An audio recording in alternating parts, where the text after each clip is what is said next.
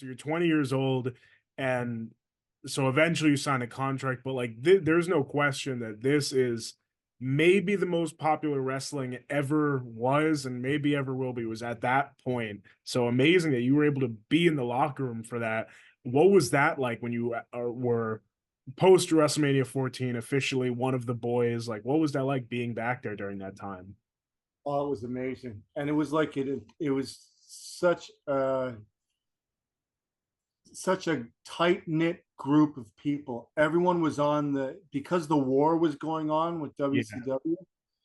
Everyone in WWE was they had this mindset of winning this, and with Russo writing storylines that had everyone involved, it seemed like everyone was like from the top of the card to the bottom of the card, everyone was involved. Everyone had a spot on the show, and everyone was doing their best to give their best to make the show the best, and everyone was having fun.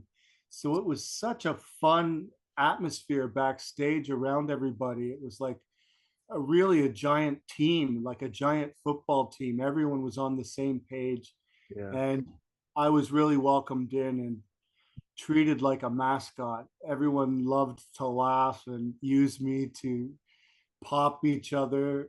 So I was doing impressions left, right, and center. I was basically hired as a sideshow Bob, as a court jester for the company. With Chester. That's so So cool. Oh my God. What it was a great time. who were some specific ones? Do you remember anyone coming up to you other than Owen Hart telling you to do impressions? Oh yeah. I remember the Vader one. My Vader impression made a lot of people laugh. So I remember The Rock.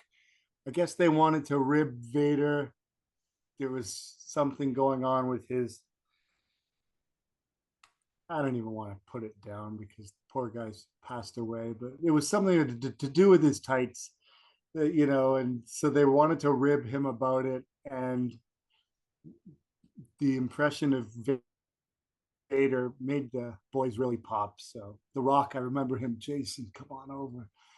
We're gonna bring you out here, and you're just gonna pop into the Vader impression. And I remember doing it, coming out in front of all the boys, and Vader was sitting there, and I was like, I feel no man, and I feel no pain. It's better time. And I mean, it just popped all the boys. I can't even give it to Justice. It was even better then.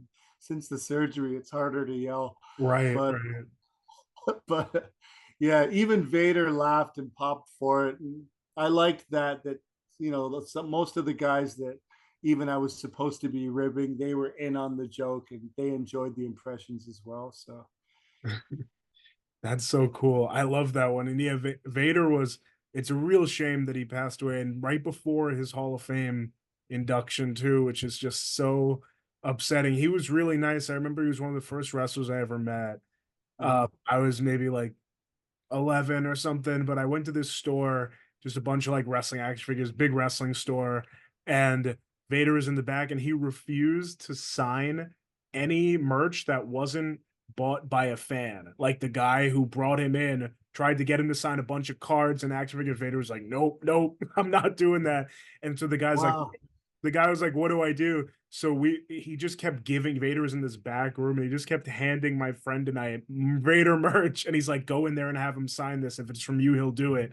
And Vader was like, you guys are some of the biggest Vader fans I've ever seen. That's awesome. um, but Oh, cool story. that's awesome though that you were able to Yeah, he was such a Leon. He was such a great guy, so down to earth, a gentle giant. He mm, was really nice to me and welcomed me as well. And he'd give me some advice on the road. And yeah, I'll always remember him as being very kind and have fond memories of him, Leon White. Rewind, recap, relive for over 50 episodes. The revolutionary force in wrestling interviews.